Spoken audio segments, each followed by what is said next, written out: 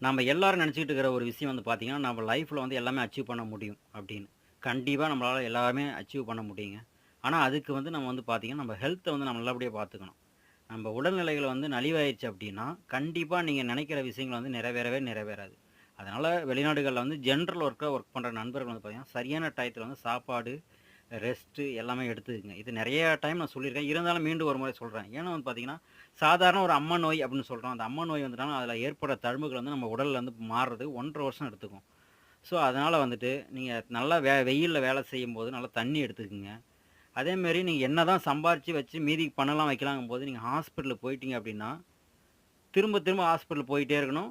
நீங்க சம்பாரிச்ச காசெல்லாம் ஹாஸ்பிட்டல்ல குடுக்குற மாரி ஆயிரும். ஸோ, அதனால கிராமப்புறங்கள்லாம் சொல்லுவாங்க பாருங்க. எந்த ஒரு குடும்பம் வந்து கோர்ட் வாசலுக்கும், ஹாஸ்பிட்டலுக்கும் போகாத இருக்கும். அந்த குடும்பம் முன்னேறும் அப்படின்னு. ஸோ, அதனால முடிஞ்ச அளவுக்கு உங்க ஹெல்த்த நல்லபடியா பார்த்துங்க. ஹாஸ்பிட்டல் போய் செலவு பண்ற மாரி பார்த்துக்காதீங்க.